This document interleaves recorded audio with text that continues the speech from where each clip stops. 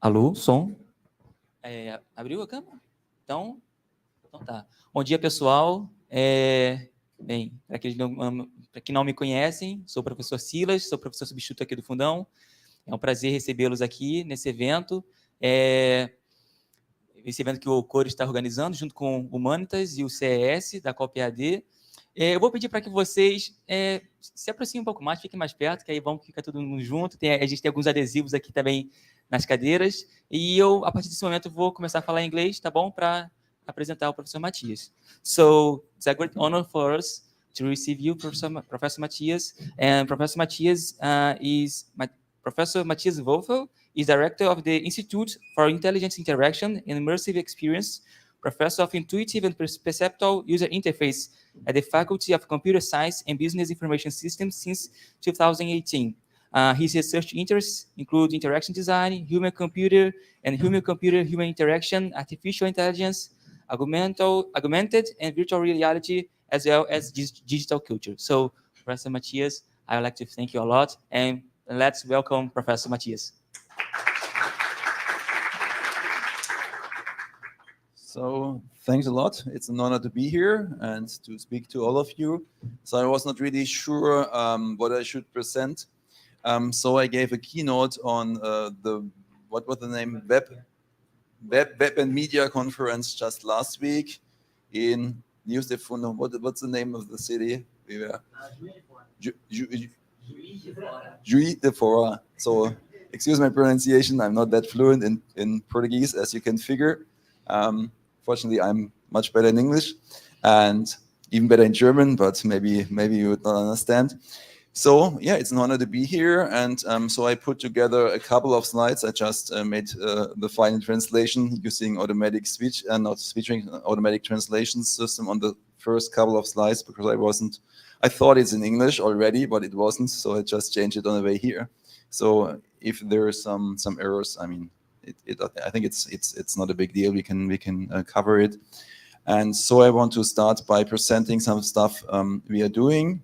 First, I present a little bit who we are in Karlsruhe, and then I want to cover like stuff we do with large language models related to teaching, and then basically I will continue with the talk I gave at the Web Media Conference, and there the title was Social Interaction in Immersive Environments.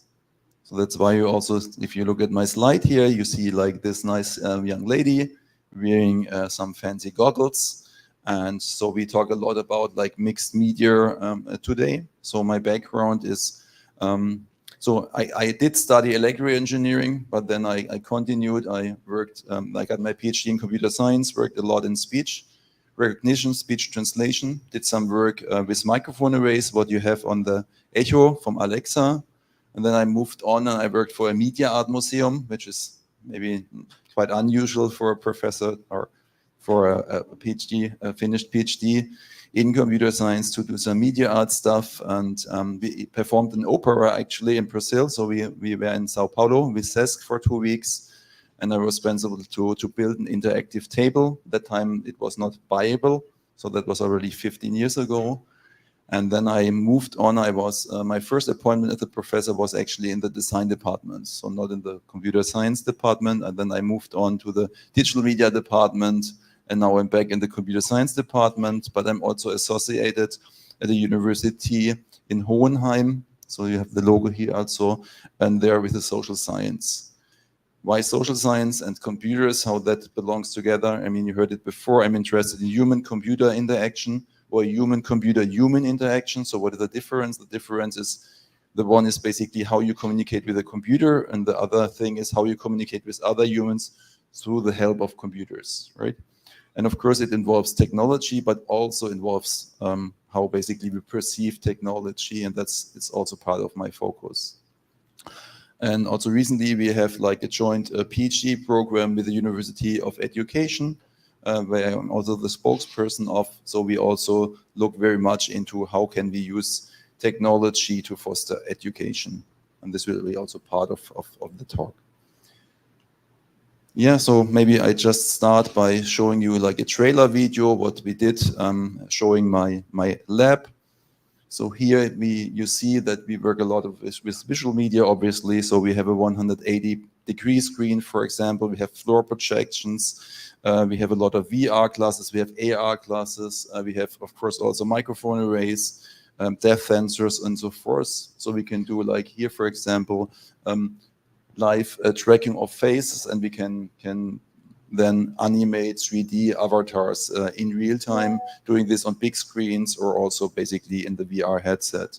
We also developed our own software to track facial features while you're wearing a headset. So now it's not necessary because you can readily buy it, but we did that like 4 or 5 years ago. We also have like worked with HoloLens, for example, here. It's a clay model from Mercedes, exterior design. And what we did here is that we augment the clay model, because the light, of course, cannot be shown in a clay model. And then you can basically experience different light conditions on the clay model. This is the city of Karlsruhe. The special layout is basically that the center of the city is the castle, and then you have streets going out like rays. And of course, you can see this city laid out best from the top.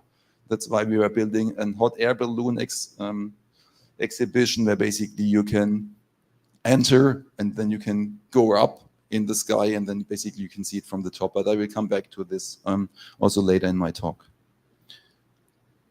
So who we are? So we are a couple of people. So I'm the head of the institute, as introduced already before.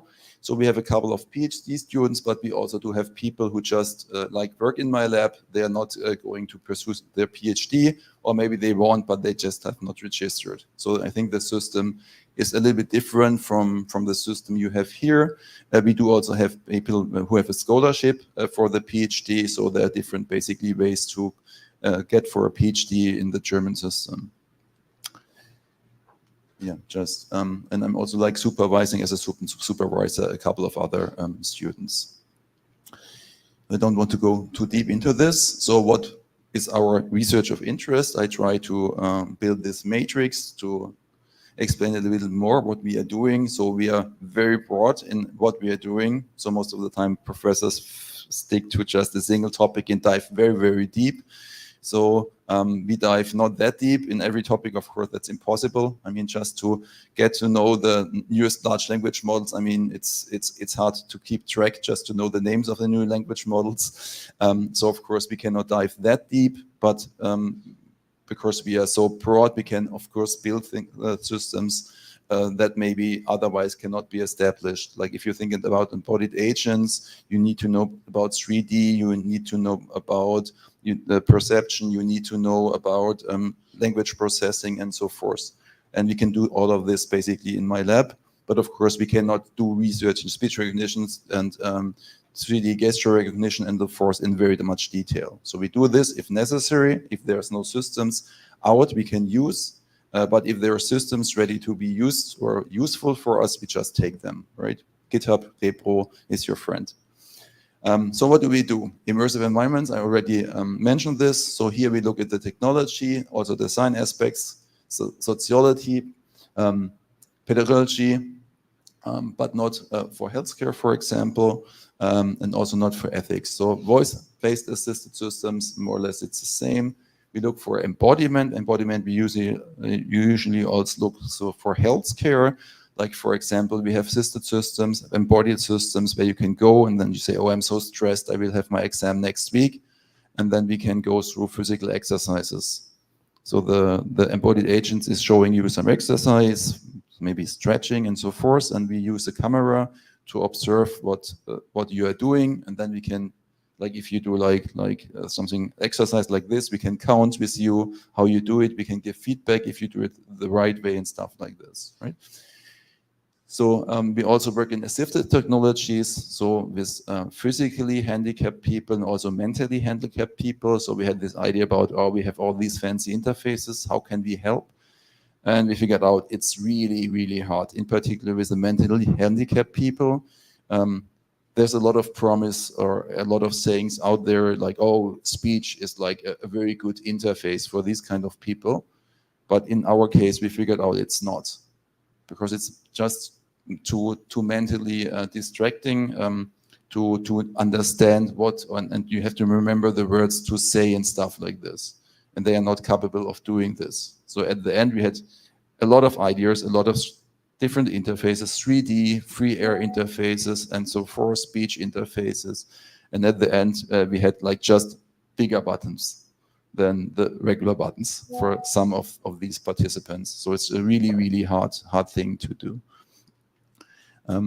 We worked also in liveness detection. So that's a field maybe not that familiar from the name. So liveness detection means that we want to understand if the person in front of the camera is actually a person in front of a camera and not maybe just a video playing on the smartphone which you show into the camera.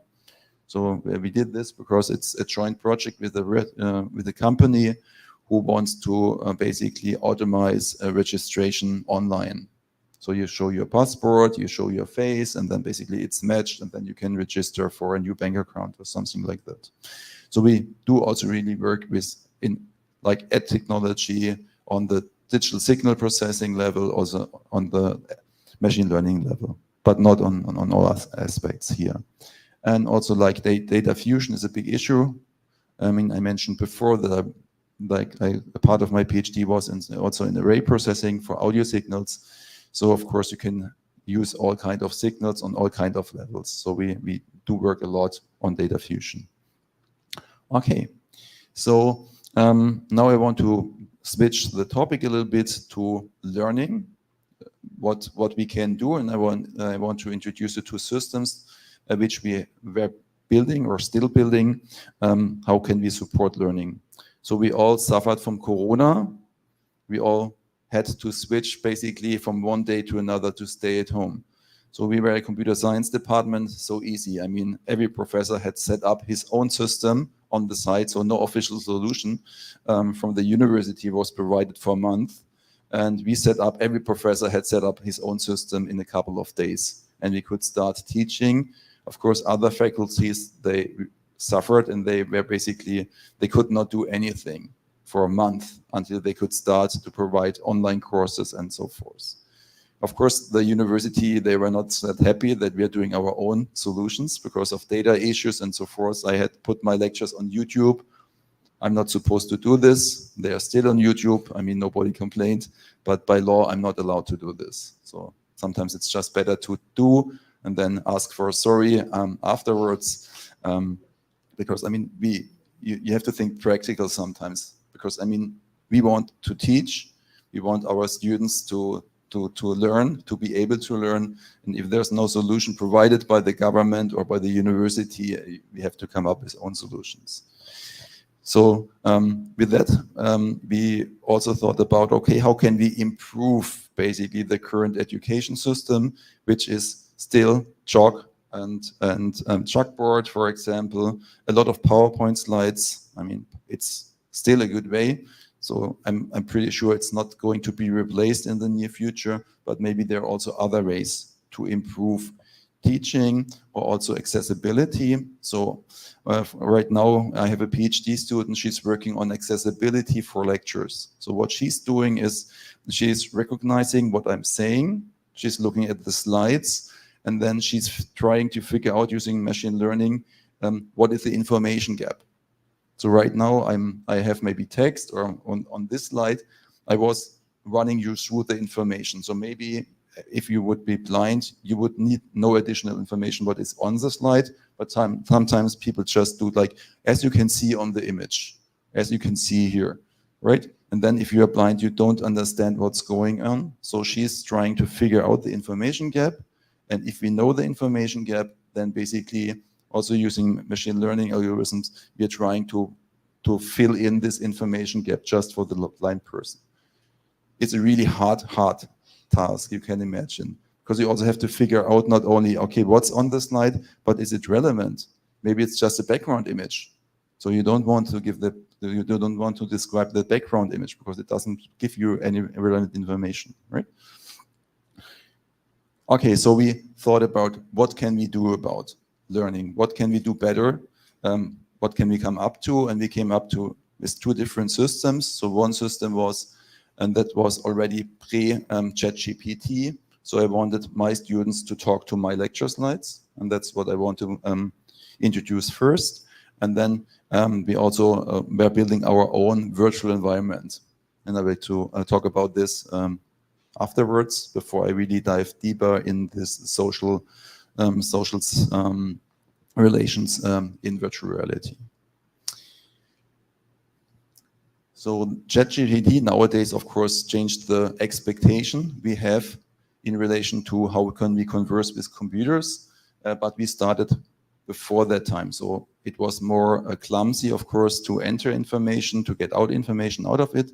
And I came up with a system which is basically using my lecture slides, and you can talk to my lecture slides. And we do this by using a traditional dialogue-based approach. And we had to provide templates because otherwise we could not really make the translation between my lecture slides fully automatic and the dialogue system. Yeah, so just after the media revolution, there's maybe the AI revolution, and we are already in the middle of this, I think. So I briefly talked about the conversational tutor already. So here the idea, I think it's a better information on the next slide to explain. So this was the general approach. So if we look at this image, we see we have on the left-hand side, we have the lecturer, we have the learner. And so there was not much exchange between the lecturer and the people who learned within Corona. At YouTube, there is no back channel at all. If we had a lot of Zoom lectures afterwards, usually what happens, the students turn off their camera, turn off their microphone. It's more or less the same. It's just a single channel. There is no conversation between people. And there's not only no conversation between the students and the lecturer, there's also no conversation between the students. They don't even know each other sometimes. So if they just started in a new class, or maybe they are new at the university, there was also no verbal communication between them. So they hardly know each other. So there was really a deep drop in conversation in all directions. And with this system, I wanted to try at least to give back some of the possible conversations. And as we all know, what is the most current information we do have as lecturers is the lecture slide. Maybe you wrote a book, but maybe it's outdated. It's 5 years ago. Or you have other information, but usually it's outdated. So the most relevant information, newest information is the lecture slides. So my idea was, okay, can we provide a system solely based on lecture slides? Because everybody has. So that was the idea. So the lecturer provides the lecture slides. If he has, he can also provide like the transcript from the lecture itself, or if he has a textbook, you can also provide a textbook. And then basically we use our system to convert it into a conversation. And then you have a natural voice interface, and then you can basically talk to the lecture slides. That was the idea. And that was like 5-6 years ago already. So even, I think I started with the project pre-Corona even. So how a system like this works, just a brief overview. So on the left-hand side, you have like your data source, you have the PowerPoint. Usually you also have like a large text corpora because you need more information to formulate texts than just what's written on the lecture slide. Then you have like a different number of components. For example, the knowledge extractor, which extracts all the knowledge you have already provided. Then you have a learning management system. You have a dialogue builder who's responsible in building the dialogue. Then you have the dialogue system itself. You need text to speech and speech to text, so that basically you can speak with the system. And in the background, we also had a semantic similarity algorithm, because we did not only want to provide information, we also wanted to ask information. So you could ask the system, okay, can you test what I have learned? And then we could pose questions, and then basically we have to decide how good your answer is. And that's why we had this semantic similarity search. It now sounds all very easy because we all have ChatGPT and other large language models, but that time it was really something nearly impossible to do, at least for the reviewers. So I was asking for a grant and I just get 1 sentence back. It's not doable. So I didn't get the grant. 2 years later or 1 year later, ChatGPT appeared, and I'm sure now I would have got a different answer. But now a lot of people can do it because it's so easy. At that time it wasn't, right? Okay, so interesting maybe to highlight is what's on this slide. So we do have the annotations in the slides, and now we can compare annotated slides versus non-annotated slides. And what you do usually also with ChatGPT, you just upload your slides. You say, okay, here's my slides. Just provide this kind of information in a different format. But it's not that easy because the PDF you upload or the PowerPoint you upload, they might not contain all relevant information. And the algorithms are still not able to understand all the information which is on the slides. And that's why we did this comparison, and we looked at different parameters. So here, not only like on a technical level, but here we looked more at Kreef's principles, which are basically more principle in how you communicate with other people. So it's not a technical evaluation, it's more like a human evaluation, how you perceive the system. And you can see that in perception, like the truthfulness, information quantity, relevance, and credibility of the system, if you have the annotation from the slides, the system can provide better information, which are more relevant, more trustful. Yeah. Also, like we do work with blind people, for example, and the accessibility of PowerPoint slides and also PDFs is a big issue. So sometimes you have, and it really depends how you convert, for example, your PDF file. So sometimes the information is not stored like linear, and you have it sentence by sentence, for example, but the information is stored, okay, you have an A on the top left corner, you have another A in the center, and then you have another A there, and then it goes on like with B's and with C's. And of course, this information is not understandable then by the algorithm or for a blind person if basically it's read out loud, for example. And this is something a lot of people never thought about. And I also was not really thinking about this readability for PDFs before having my first conversation with blind people, how to understand how they actually access this kind of information. So we did this dialogue builder. I don't want to go too much into detail here. Maybe I just overjump this. So we evaluated this system on my lecture slides. And so we looked into different also requirements and expectations. And that's maybe, again, more interesting. Because, I mean, this is now an outdated system. As I said, I mean, with ChatGPT, you can easily do better on many aspects, not on all. I will come back to this in a couple of minutes. But interesting is other questions. Like, okay, if you think about a system like this, how the system should behave.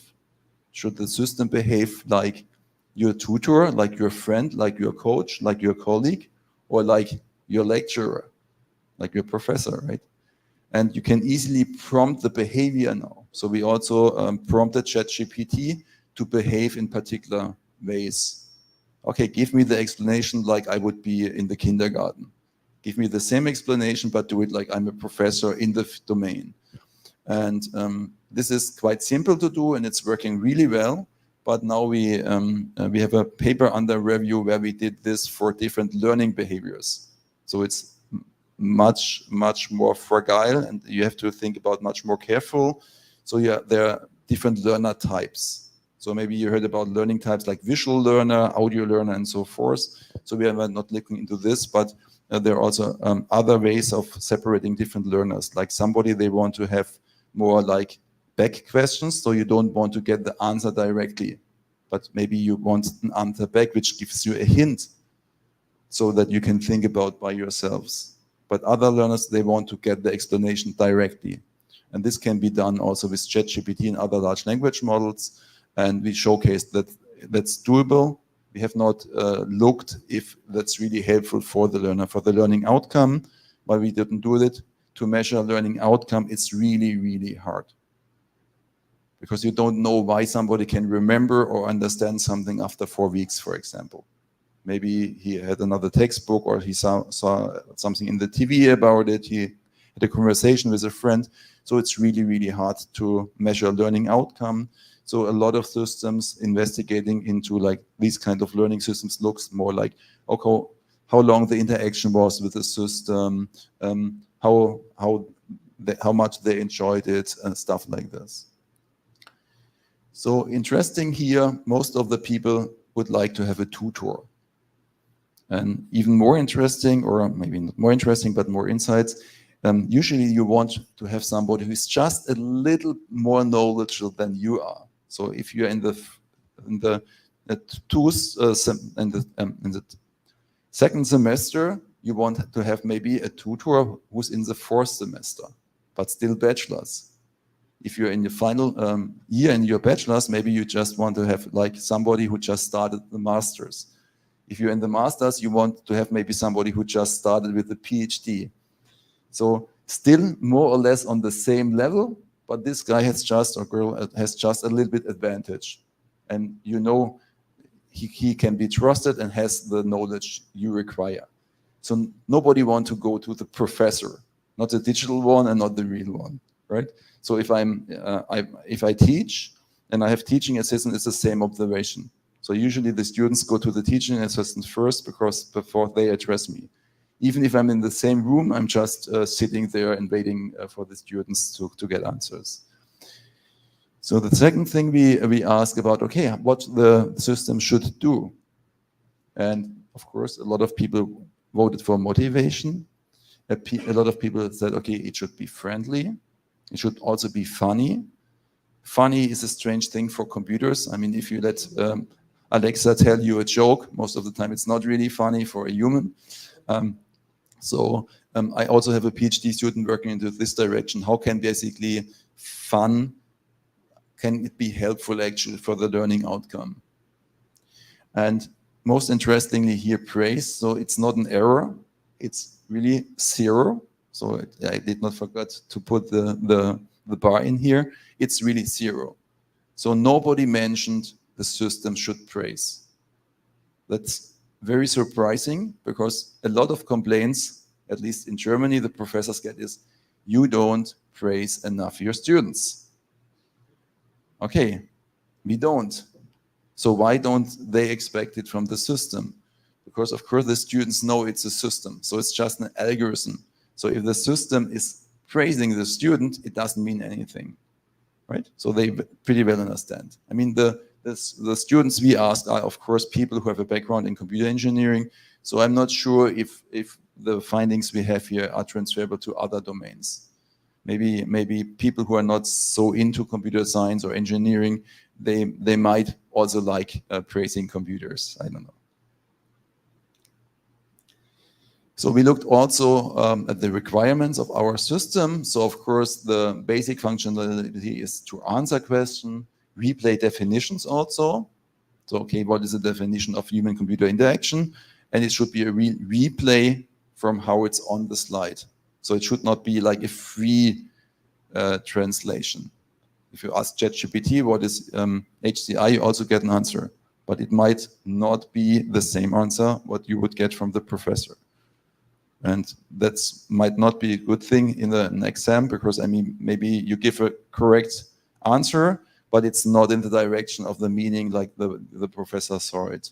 So it's really important that it's more or less matching it word by word. Yeah, referring to slides. So if you ask the system, there was something, there was a reference to Steve Jobs. I don't remember where it was. Then basically the system goes also to the slide and it's showing you the quote, for example, from Steve Jobs, right? So the first system we had was we did not show the slides at all. It was just a conversation, but then we decided to include the slides or other sources. So basically, if you have a conversation and you figure out where it is, where is the source, we show the source. What we do nowadays is also we look into is it information provided by us, or is it information which comes out of the large language model? And we do color coding. So if the return answer you get is in green, it's from our sources. And if it's in red, it comes out of the knowledge from the language model, which means, okay, we still provide an answer, but be careful. Maybe it's not the right answer. So why do we provide an answer at all? It's on the slides I'm going to show in a couple of minutes. So of course, additional functionalities, for example, is suggest possible additional topics. So with ChatGPT, it's always sitting there and it's waiting for you to ask answers, and then it's providing the answer, and that's it, right? So here the system can then also suggest additional topics. You have been interested in this topic. Have you already had a look into the other topic? Then you can say, yeah, that sounds good. Give me more information. So it's more like a conversation, and it's not like just sitting there and doing nothing and just waiting for your own input, but it's also addressing, giving suggestions and so forth. An examination, of course, is also a good thing you can ask. The feedback we provide is not plain numbers. It's also very blurry. You say, you did quite good. You could study harder, stuff like this. So of course we do have the numbers in the background, but numbers are very usually disappointing. We'll have another way of giving feedback also to your sitting posture later, which is also like better received usually. So we looked into different systems. So we did have lying around our knowledge-based system, the dialogue system. I was briefly explaining before a little bit how we do this. And we looked into different ChatGPT models. And then we looked, for example, at the issue of reproducibility. So our system is always providing the identical answer. So if the student comes to me and say, okay, your system told me the wrong thing, and you don't give me points in the verbal exam, I can go back to the system, okay, show it to me. I can prove basically that it's not possible, that it's providing the wrong answer. If you look at ChatGPT systems, Folien means slides in German, and the transcript of what I had been said. So it's getting better, or better in terms of reproducibility, if you have like the slides as an additional information. But you still see that it's not always providing the same answer, even if the heat, so the heat means with ChatGPT, the number of randomness included, it's put to 0. So if your student comes back and say, okay, your system told me otherwise, you can't really be sure if it's the case or it's not the case. And then, of course, it's an issue because, I cannot give a system to my student, say, okay, learn with the system, and then I'm giving no grades or bad grades if the system taught the student something wrong. And it's a big issue, I think, with large language models. So we looked at different aspects, Brief's principles, I mentioned that before. So it's not like the technology we are evaluating, it's more the outcome, how it's perceived by the users. And here we looked, for example, for the truthfulness, how truthful the answers are with respect to my lecture. So this was evaluated with people who know my lecture very well. So not myself, because of course I'm biased, but with PhD students who were listening to my lecture, they know, and they were basically judging. And we can see that the truthfulness from our knowledge-based system is still higher than the ones from the ChatGPT, but we see that ChatGPT systems are already very high up, and with newer systems, I think basically there will be no difference in the near future. The information quality was perceived also already now higher for ChatGPT systems using slides and the transcripts. So different aspect, also like the relevance was already going up from ChatGPT systems in comparison to the knowledge-based system. So the answer from the knowledge-based system is also very short usually, and there's no much information around basically what is on the slide, because we don't have additional information, and ChatGPT is filling in additional information. It's giving the information on the slides, but it adds to it. That's why it goes up a little bit here. Truthfulness, completely different image. So if we look at the truthfulness here, is how truthful the system is, and then we see there's a big gap in the different systems. So ChatGPT is doing very, very well. Why it's doing very well, just the plain system, it always sounds so nice, the answers. It's very well formulated, use a lot of different words. So whatever the system is telling you, even if it's bullshitting or hallucinating, so there's a nice paper about bullshitting, why it should be called bullshitting and not hallucination for ChatGPT. So if you're interested, you can have a look into the web. So it always sounds nice, just like the politicians. They got voted because it sounds good what they're saying. If it's true or not, a lot of people don't care. And it seems to be the same here with these systems, but we have also issues with other systems. So here, some of the ChatGPT systems, just the knowledge base system, they don't do really that good. So we looked into why is that? Why they are not perceived very well. And then we looked at the scale. So we had the Likert scale from 1 to 7. 7 is the best, 1 is the worst. And we see a change in the distribution. So the knowledge-based system, the truthfulness is not so well perceived. Why? Because the answers are clumsy. Because the knowledge comes out of the lecture slides. And on the lecture slides, you don't have very well formulated sentences usually. Maybe you have just an abbreviation or just a 5-word sentence, stuff like this. So the answer is correct, but it's not very well formulated. And that's why basically we have more or less this Gaussian distribution. If we look at the ChatGPT system, it's exactly the opposite. We have like the half pipe for the skaters. So why is that? So clearly there is something in the data which is strange, because without the lecture slides, it's not like that. So it's not the issue about the GPT system itself, but the reason is somewhere different. So we looked into what are the answers who get these very bad grades. And the system, so we prompted the system, okay, be very strict. If you don't know the answer, just don't give an answer. Don't start to hallucinate, because we don't want to have a system which is hallucinating. So it was very strongly pruned to the slides we provided. So it gives a lot of answers. Here, maybe 15%. I don't know answers. So one of my PhD students was very much surprised and said, oh, how can that be? If I'm honest and I say I don't know, why trust is not going up?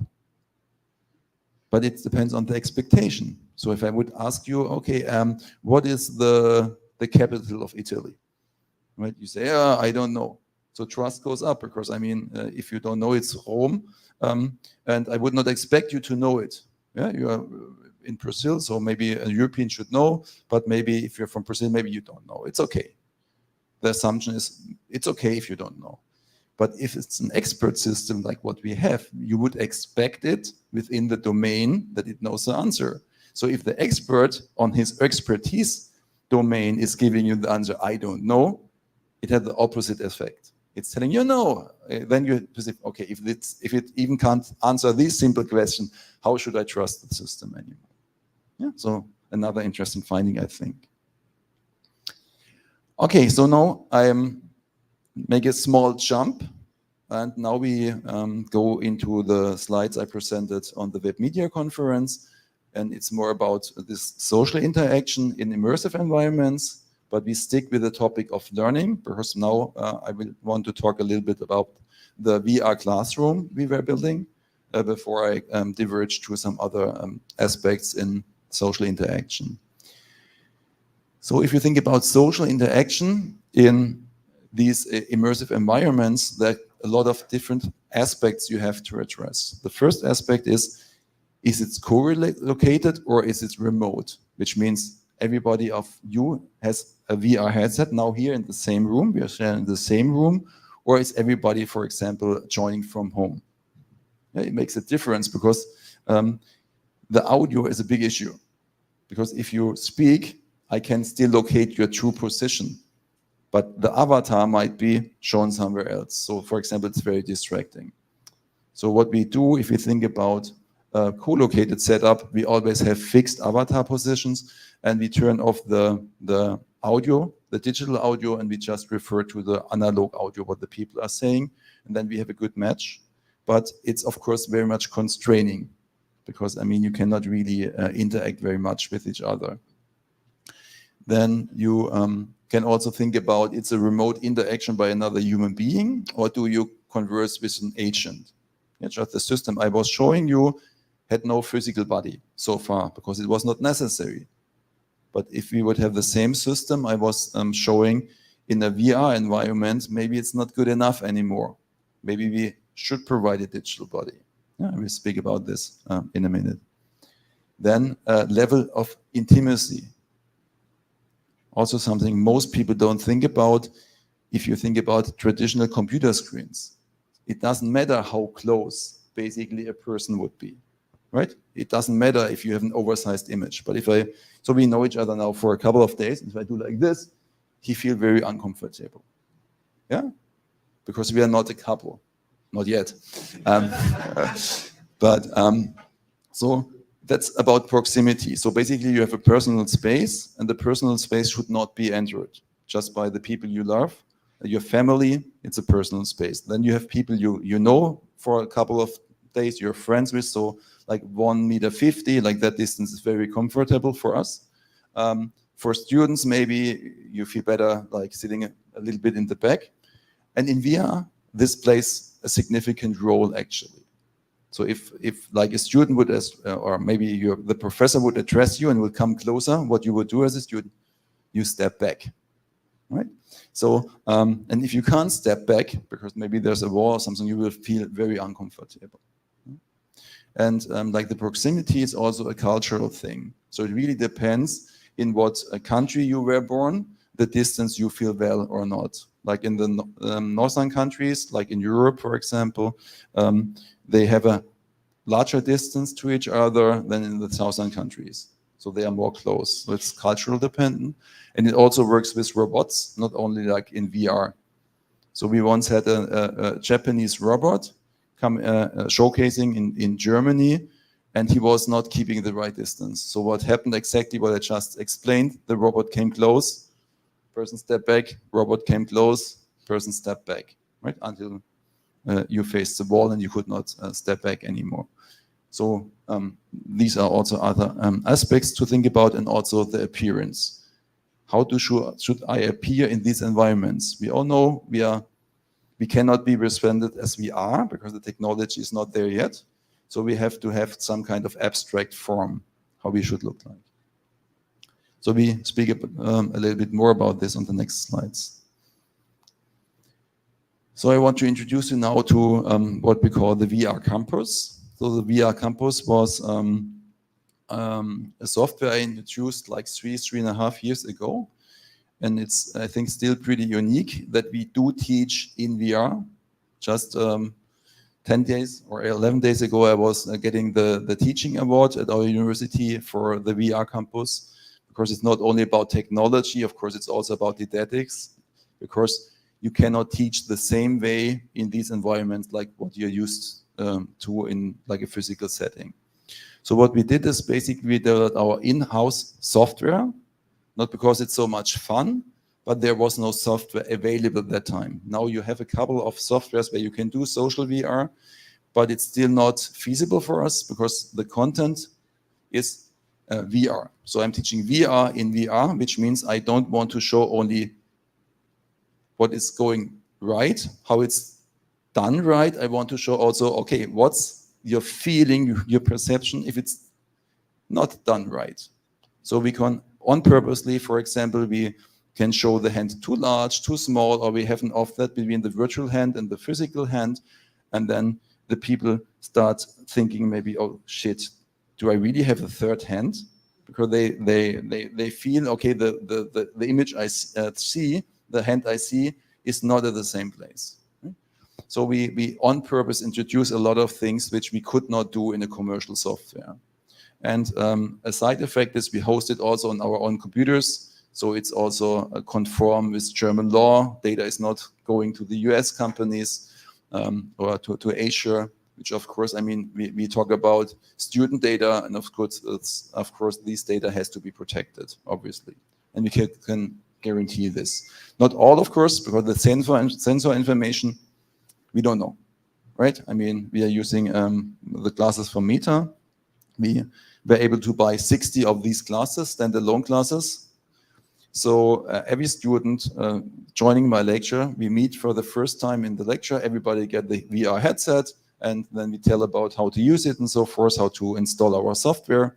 They have to reinstall the software because it's hot code. So it means just 5 hours before the lecture or 2 hours before the lecture, we have a new version which has to be uploaded to the VR headset.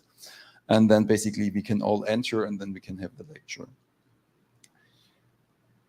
And we use the software which is called Ready Player Me. So you can use this basically to build your own avatar, and then they can be used in the Unity framework. What we also had to build in is a mirror, because the first time the people enter, they want to see, okay, do I really look like how I'm supposed to look like? Just like if we leave the house, we go to see the mirror, okay, are my hair still good? And how is my tie? So it's important also that the people can really check that they look the way they want to look. What we have established in the VR campus so far, so the sci-fi look is what the students came up with, so I didn't bother and say, okay, if you like that, we just go with this. We don't know if like a sci-fi look or maybe like more natural look, or maybe at the ocean, or maybe in the winter ski resort. We don't know yet what is a really good environment to support learning. But what we did is basically we have the spawn room, so you appear there, you can see, okay, you can check your body and the force. We have also a playground, so you can go there and play basketball, and you can do this also before and after the lecture, which is quite different from the Zoom lecture, because Zoom lecture starts the time the lecturer is there, and it stops the time the lecturer goes. So no social interaction. So here basically you can come there, you can say, you can meet your friends, you can converse. I mean, you don't have to play, but you can join 10 minutes before. And they can say, oh, what you did for the last weekend, or what is your plan for next weekend? So just like you do in a regular classroom, because most of the time you come, there's still time, and then you talk with the people around you. You see your friends, you have a conversation, and also afterwards. And with Zoom and other online lectures, it's not the case. You don't have this personal relationship or conversation with your classmates, right? So we allow to do this, and it's really also changing the way people behave. And then we have this lecture platform, and the lecture platform, of course, we do have slides still there, which is ridiculous, because to build a 3D environment, to have a 2D information makes no sense. But of course, we are still in the process of building all of this. So for all the lectures we are thinking about like how we can transform the 2D slides into a 3D experience. How can they experience what I just explained? And so what the lecture is basically containing now is that we first have like a kind of regular lecture. I'm explaining for a little bit, okay, how can you move in VR? And then, for example, we have a maze, and then basically everybody has to run through the maze as fast as possible, using a particular form of virtual movement. So there are different forms. We are explaining the strengths and weaknesses of each approach, and then everybody can try out. And then we have a best list. And I always make sure I'm not the first, because the students are so happy if they beat the professor in these environments. That's always good to not be the first. And then after the experience, we can come together in the room and we can discuss, oh, you like this form of walking better than the other form of walking. How about motion sickness? Do you feel more or less motion sick with these technique and stuff like this? So it's a lot of interaction. It's much more playful. It's also more opening for introvert students. So I have students sitting there saying nothing for the whole semester. If they are in the VR environment, they suddenly walk around. They are very playful, very active. Why? I mean, computer scientists, they are used to play a lot of computer games. They are used to 3D worlds and to play in these worlds, maybe being a different person in these worlds. And this really helps these people also to follow like the lecture. Yeah, so I'm not a big friend of replacement. I'm always a big friend of using technology on top of what we already have. And use it where it's useful, and don't use it where it's not useful. Don't use VR just because it's sexy. A lot of people are doing it in Germany. Like we have a lot of educational programs. They all switch to VR. And if you ask, what is the purpose of doing it? Oh, the client wants it. Okay, but why the clients wants it? Yeah, it's sexy technology. I mean, sexy technology is sexy for 5 minutes, but then if there is no value in it, it's not sexy anymore. Yeah, so don't just go for technology because you go for a technology. Yeah, and it's the same here. So use these settings. If it brings value, don't use it if it doesn't bring value. Okay, so another trailer. I promised I will have a couple of videos. That's why we had to change the setup. Yeah, here you get the impression. So we have this platform here. This, for example, it's a token. And the token is, I'll give you the token. You can say, okay, why I'm in this lecture, what are my expectations and the force. A lot of students would not do this in the physical space. Yeah, because of course they're too cool. I mean, you can do this with kids, but you cannot do it with students. But in the VR setting, you could do it. And yeah, as we show here, you can join from everywhere. You just need a Wi-Fi connection. And here we have, for example, different stations. These are remedies against motion sickness. And you can go there to different stations and you can just put your hand in it, and then you can try different possibilities against motion sickness, like wearing a virtual nose, for example. It's helping you against motion sickness. You can have like other things also shown here. So the field of view is getting narrowed if you turn your head very fast and stuff like this. So you can try it out. First, I explain the theory. You can try it out. Afterwards, we discuss what you experienced. So that's basically how most of the lectures are built up here. So, of course, we are not only interested in building stuff. We are always interested in getting more knowledge. That's why we are researchers. We're always very keen on these aspects. So we ask, okay, what is the true added value of these environments? Why we are doing that? What do you see in this? So it's a practical experience. So what's not on the slide, but it's also important, I think, you could have like a regular lecture and then you could do it in the lab. But how many hours do you have in between? Maybe you don't even have hours, maybe you have a day or 2 days, because the lab maybe is on Wednesdays and the lecture is on Monday. So you already forgot a lot what has been said because you didn't experience it. Here it's a mixture. So we do lecture and experience at the same time, right? So it's a big added value. It's much more fun to do this. Yeah, obviously you have much more possibilities for activation also. It's an interactive exchange. It's a social experience also, of course. I spoke about the playfulness, and it's also an alternative just to the frontal lecture. It's really different, and in the future we will even have more differences because we still are building up the system.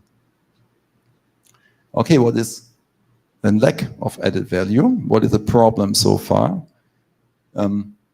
PowerPoints are meaningless in VR, obvious. They are even harder to read because the display resolution is lower than the projection.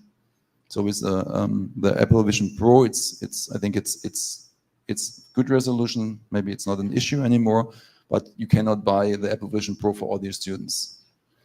Then cyber sickness is still a big issue. So around 10% of the people in general suffer from motion sickness. We do have a lot of countermeasures already implemented, but still we do have students who get motion sick. And if you're motion sick, you don't want to listen to the lecture anymore. And we decided the lecture to not provide a 2D interface because it makes no sense, because you don't have the same interaction. So that's a big drawback we are still working on.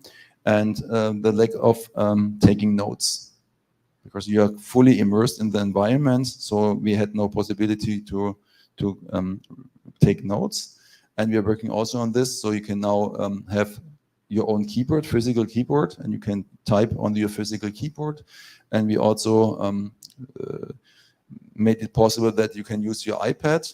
And then basically, if you look at the iPad, you don't see the physical iPad, you see a virtual representation of the iPad, and you can see basically the notes, what you're taking on the iPad. So we are trying to counteract now these aspects. Okay, so I'm diving deeper now into different ways of representation. Like now we are going a little bit away from this educational point. I will come back to education a little bit later again. But now we are more looking into these social relationships between these environments. So as we know, there are different possibilities to represent yourself, but there are also different capabilities of the VR headsets to get all the information required. So some headsets come with facial recognition, gaze recognition, and some don't.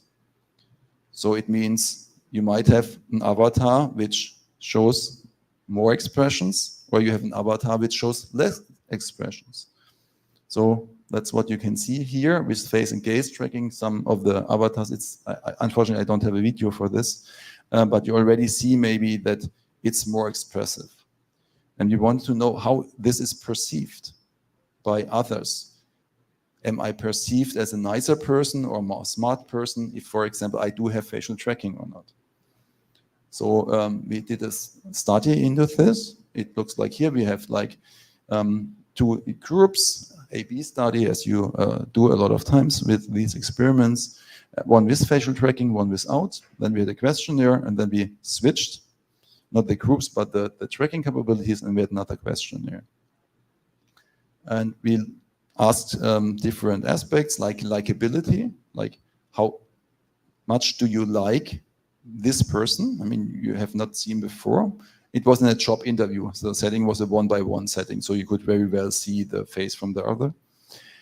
And here you see this number, it's below 0.05, so this is telling you it's a P number. For significance, it's telling you the difference we are seeing here are significant, right?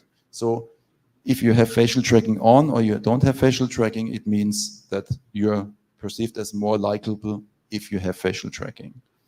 Interestingly, on the second experiment, so same avatar, same representation, we switched, it became closer together.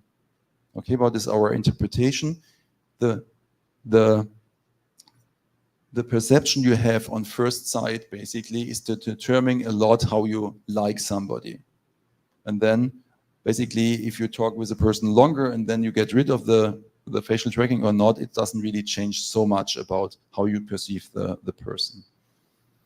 We did this for a couple of other aspects like uncanniness, uncanny valley. Everybody familiar with uncanny valley? Okay, so I don't have to explain this. So here we have very low numbers, which means, okay, we don't suffer from the uncanny valley effect, which is good. Because of course, if there would be like an uncanny valley with tracking or without tracking, then we can't really compare the numbers. Human likeness, here again, we see significant differences. So you're much more human-like, perceived as much more human-like if you have facial tracking. So the other face, it was not static. It performed random face information. So with gaze, the eyes were a little bit moving, and also it was blinking. So it's not it's not static, but it's not real information. It's made up information, yeah, from a finite state machine. Then we looked into the self-similarity. Here, if we look at the P number, it's not significant different. But we had this very similar experiment, and that's why it's interesting to look into this also. So here we see opposite numbers. Self-similarity is higher if you don't have the tracking. Before it was the opposite, right? So if you look here, it's the opposite, right? Okay, so even if it's not significant right now, it's we can interpret this number because we did the same. Not for facial tracking, we did the same for full body tracking. And there we saw significant difference, also in the same direction. You assume the person to be more similar like yourself if there is no movement or nearly no movement. Why is that? Because if you see the other behaving, it differs maybe from your own behavior. If you don't really see the other behaving, you fill in the gap by your own mind. And of course, then you perceive it as more similar, right? Also, like an interesting finding, I think. And we also looked into the knowledgeable thing. So I mentioned before, it's like an interview setting. So I wanted to know if people like from a poor country, for example, have a disadvantage in the interview for a job because you don't have these fancy headsets. And the other one, he can just buy a more expensive headset, and then he's getting the job. Even he's maybe not a better fit for this particular job. So here we see that it doesn't really make a difference. So the person is not really perceived as more knowledgeable. But maybe he would still get the job because he was perceived as more likable, right? Who you want to employ. Not only the smartest, but also the people who can get along very well. Okay, so next jump. Now we are back on track with this also education, or also like we do work a lot with museums. And museums, of course, it's not only a place for entertainment, museums are also a place for learning. If you go to a museum, you have not learned anything. Maybe it was like a visual art museum, maybe you did not learn a lot, but in other museums, you do learn a lot usually. So here the idea was that we bring back intangible heritage. Intangible heritage means it's heritage which doesn't exist anymore. And in this case, it was an hot air Zeppelin, like a hot air airship. And it's huge. It's 300 meters long. Yeah, imagine it's like a very large building. So of course you cannot just rebuild it. It's very expensive to do this. So VR is a good way to do this, and VR is a very good thing also to perceive different size, what you can never perceive on a 2D screen. So it's a good use case of VR if you want to show different dimensions, and you want to show it's a huge construction.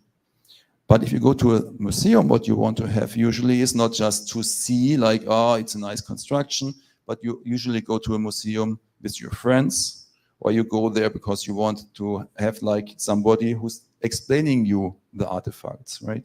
And that's why we established like a process where basically we could track the guide, and then basically we can bring the guide into these environments. So by being immersed in this environment, by seeing the artifacts, you would basically be able to also have the guide who's explaining you stuff.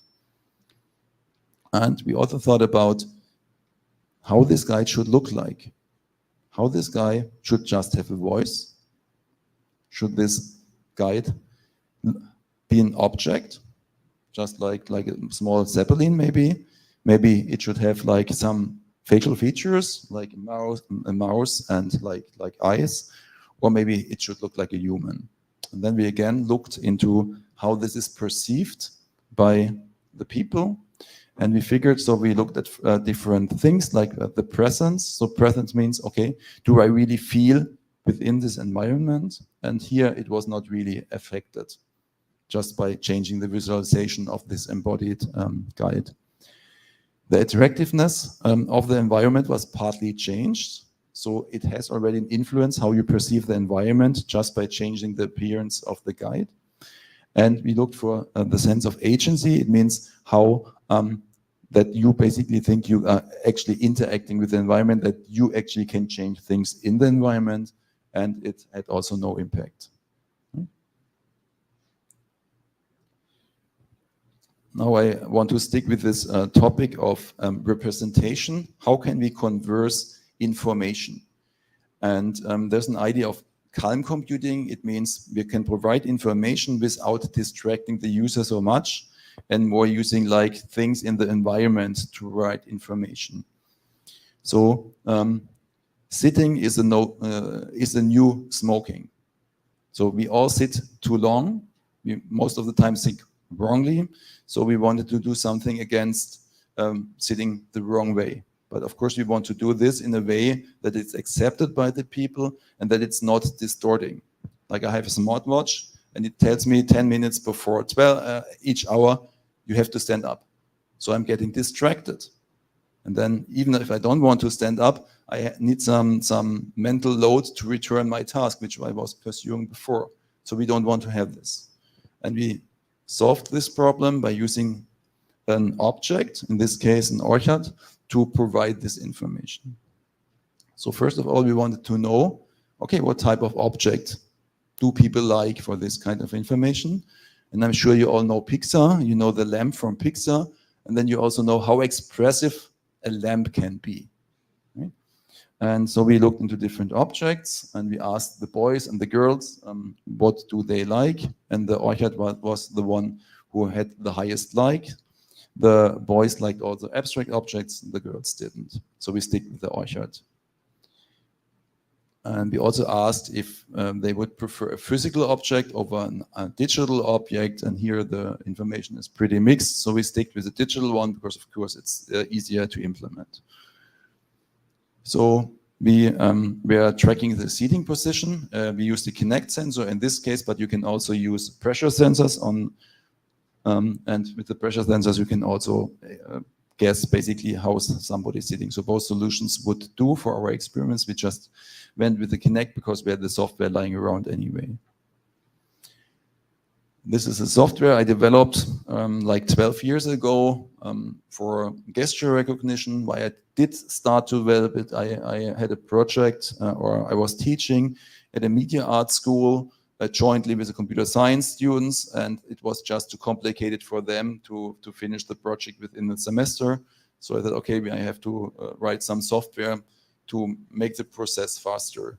So I came up with a software basically where you can record gestures, where you can analyze gestures, and I made it also a commercial software. And as you can see, a lot of institutions used it that time. And it looks like this. So sticky figures. Yeah, remember, it's like 12 years ago, so we had not that nice figures, but it just shows you you can go in front of this sensor, you can do a gesture like waving, and it can recognize basically what you're doing. And the nice thing about the software, sorry for the low contrast here on the projection, is it's a one-shot learning. So no big data. What you have nowadays, you just go there once, you say, okay, I want to throw a ball, for example, and you have to show it once. And then the system knows what it has to look for. So of course, by showing once, it doesn't know what features are relevant. Should I focus on the hand? Should I focus on the feet? But as a human, you have a very good perception of what is relevant. And that's why basically I have these sliders here, or not sliders, the knobs. And then basically you can say, okay, focus on the hand, focus on the elbow and the shoulder, and then you should be fine for detecting the throwing. And then you could also give a smaller weight for this axis and to this axis, and then basically the system were doing already very good, even with a pretty low resolution, which you got out of the depth sensor at the time of being.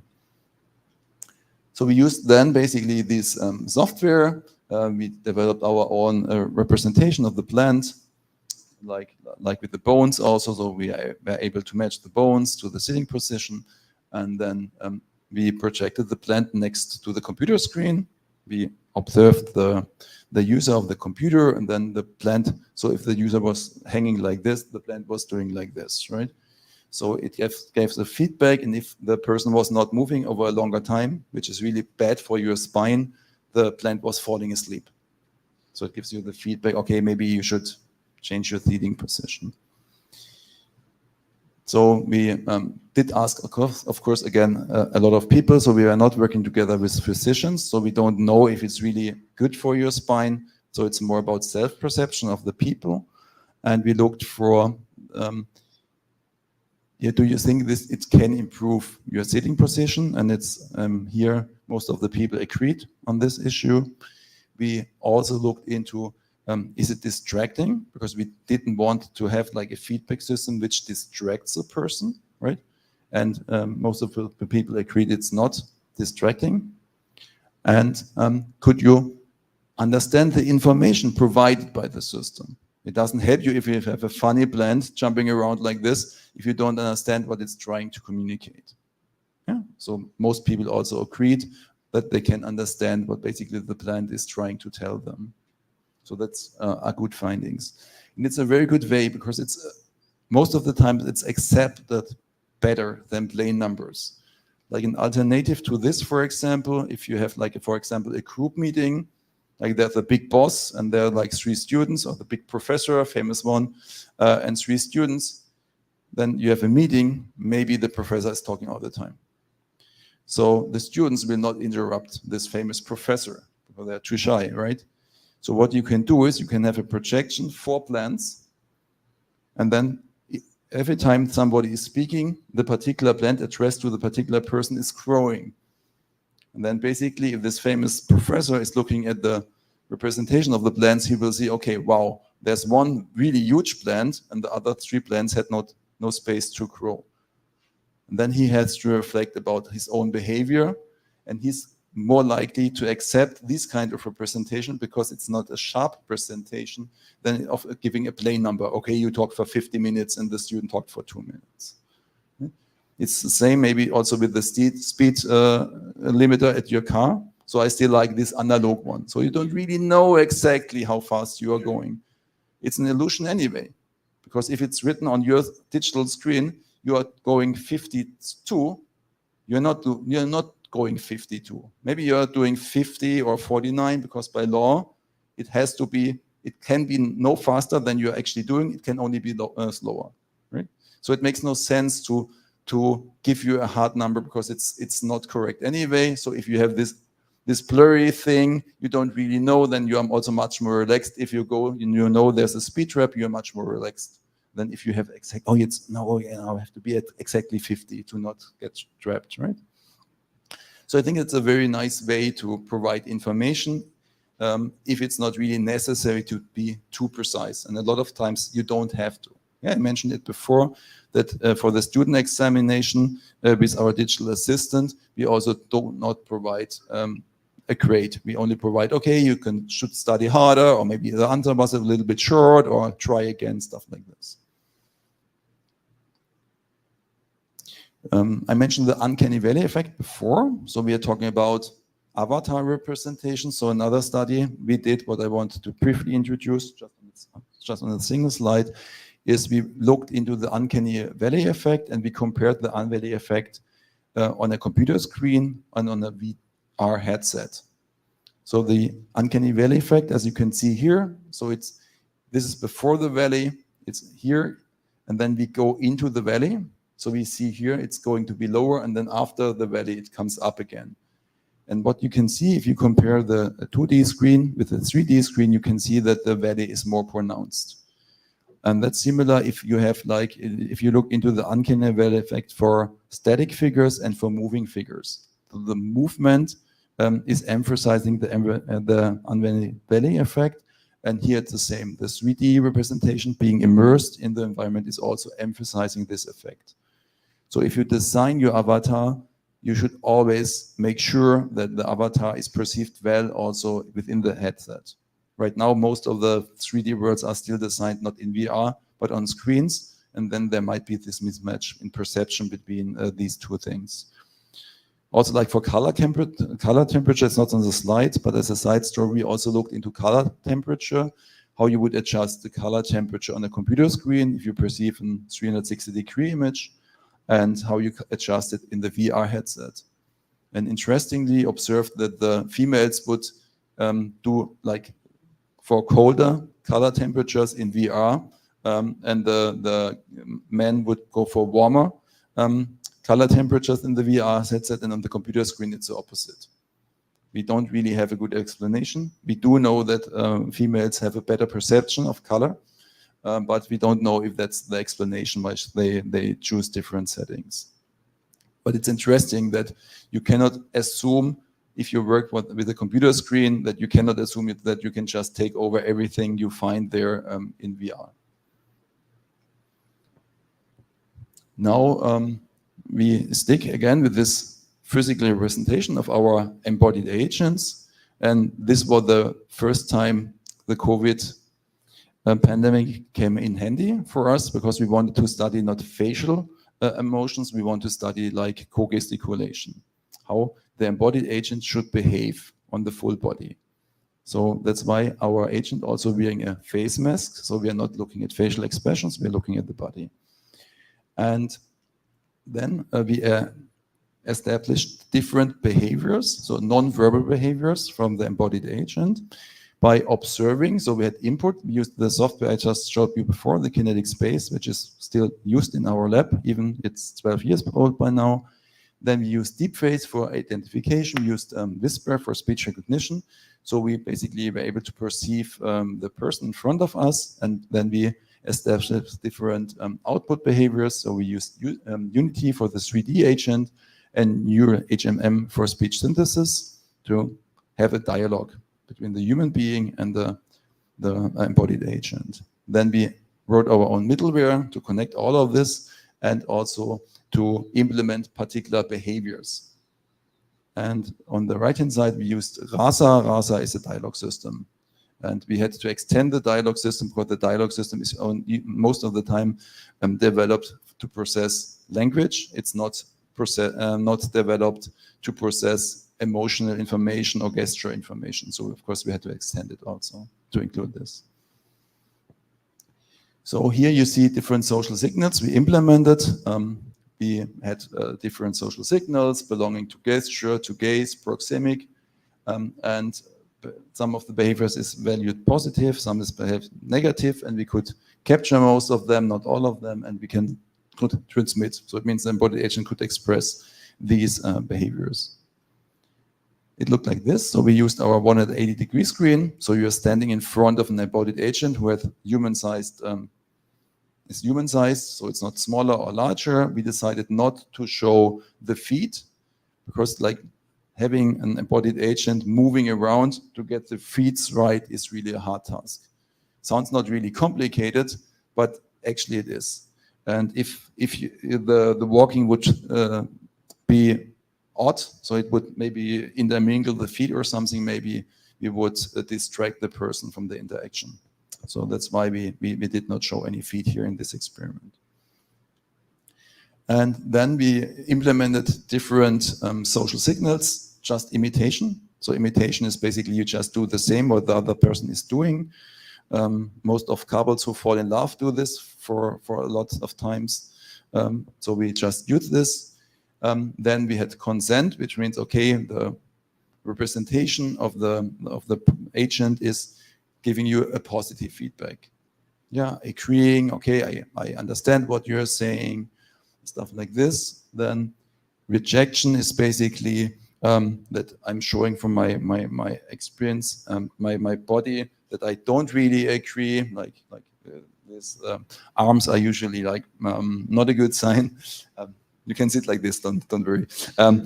And so we implemented this behavior, and we had the random behavior, which is still used in most of this interaction with embodied agents. And as you can see here from the figure is that consent has the highest number. Again, here 7 is the highest, it's the best, 1 is the lowest number. So interestingly, rejection is also much higher perceived in sympathy than random behavior. Why? Because it's rational, it makes sense. So even if you don't agree with what I'm saying, it makes sense that you behave like this in this situation, and it's not just random. And same for social competence. So rejection was even received higher in social competence than just the poor imitation, which is also interesting. Okay, so these are all aspects which we have to consider if we think about learning in VR environments. So what we are currently working on is not that we only have like online lectures where I'm there, but we are also implementing like a representation of the lecturer or the lecture while I'm not there in the physical environment. So we bring together basically the first approach I was introducing, using like large language models, knowledge-based systems. We have now physical representation. We have to make sure that the agent is behaving basically correctly in front of the person. And only if we do all of these steps right, basically we can establish a lecture where basically also students can return to, can address the lecturer, can ask questions to the agent, and it's perceived in a positive way, in a trustful way. If we don't do that correct, I think the learning outcome will be not very good. So immersive learning, I think it has a lot of possibilities. It has a lot of chances. There are a lot of ways why it's done. Like I have a couple of issues here, like the learning effectiveness, the cost, availability. So if you have to develop the software once and then it's not that expensive to repeat things. Then availability means if I do have like a learning environment, I mean students, if they wake up at 3 o'clock at night and they want to have a learning session, they just can put on the headset and they can have their learning experience, right? Then we can have realistic simulations, which is not always the case for a lot of environments. Like if you work with NASA, I mean, a simulation of how you land on Mars is much more realistic than just reading a textbook. We do now have also exams for crane. So it's going to be completely virtual. So I was speaking with the people who do this, these tests, and they said, oh, Matthias, you know, in a physical setup, we have only one crane. So you train on one crane, you test on one crane, and then you get your certificate. And then you have to work with a crane which will be completely different. And if you do it virtual, we can have 10 different cranes in the virtual world. So you have a much better experience and much better learning outcome using different cranes, how to behave or how to use them, than just have one physical representation. Right? Then about this dangerous situation, we can practice a potential dangerous in a non-dangerous framework. I have a lot of doubts about this, because if you train a situation where you can get harmed and you don't feel pain, it means maybe at the end you train the wrong behavior. I'm a policeman, I got shot 100 times in the virtual training. How do I behave in the physical environment in the same situation? I learned I cannot be harmed, right? So if you are interested in this, I have some additional slides I can pull up also. And fun, of course, is a big issue. So I want to highlight a little bit more what you can do or what you should take care about in these environments. But before, I want to cite Confucius. I'm sure you all heard about him. So he once said, "Tell me and I will forget, show me and I may remember, involve me and I will understand." And that's exactly what we can do with VR, right? We can involve the people. Yeah. So I think Confucius would have liked a lot to immerse in these environments and use it as a learning environment. Okay, so we think learning in VR, in particular also in combination with AI technology, can really benefit us a lot. So we have to think about also like the pros and the cons in this aspect. So I want to remind you about these different dimensions of reality. So on the left-hand side, we have the physical reality. That's basically the world, how we experience it. We know that it's not really physical because we know that it's not really solid. We know from physics or from chemistry, they're all small particles flying around and it's a lot of empty space in between. But that's how we perceive it, right? So this is the physical reality. Then we have the mixed reality, which is just an overlay of the physical environment and additional information. Then we have the virtual reality. So we go fully immersed. We're not in the optimal case. We are aware that we are still in a physical environment. And what is often forgotten in these definitions is that we also have the mental reality. So if you look at Milgram's definition, it stops basically with a virtual reality. But at the end, everything happens in our mind. It's not happening in our sensors or what our sensors perceive. It happens in our minds. And that's where basically our reality is built up. And on top of this, we also have a mental model. So we have a model how we perceive the world. And the mental model, of course, differs. If you are grown up in Asia, you have a different mental model on how to eat than in Brazil or in Germany. You use fork and knife, and they use chopsticks. So you have a different mental model about a lot of different things, cultural dependent and so forth. And the mental model is always a reduced model of the true environment. So you don't really understand it full. So if you want to drive a car, you don't fully understand how an engine works, but you're still able to drive a car, most of the time at least. And the mental model on how to drive a car in Brazil is also significantly different from how to drive a car in Germany. We do 200 on the Autobahn, and we are very careful on how to drive, and here it's very chaotic. If I look, very much for you, it's not chaotic because you know the structure, the underlying structure, who's changing line at what time. But I have not resolved it so far because I still have not adapted my mental model to the way of driving in Brazil. So these mental models, they are all somehow interconnected. So how are they interconnected? The physical reality usually forms your mental model. You learn by the environment you've grown up with, just like the chopstick and fork knife example I gave you. with the mixed reality and the virtual reality, usually you try to align what you have formed in the mental model, and then you believe it or you don't believe. Like if you have a shadow, like if I put an object, and the shadow would be not the right shadow, but the shadow would go to the opposite direction than basically the shadows in the surrounding, your mental model say, okay, there's something wrong with this object, right? And what happens with the mental reality, it's usually formed by your mental model. Yeah? You close your eyes, you start dreaming, you come up with some fantasies, and usually it's what you learned before. It's not that you usually don't come up with completely random things. So these are all connected. Now there's an interesting effect which is counter productive for learning, and it's called suspension of disbelief. Like on purpose, I say, I know it's not true, but I do want to believe it. And that's what's happening usually if you go to the movies.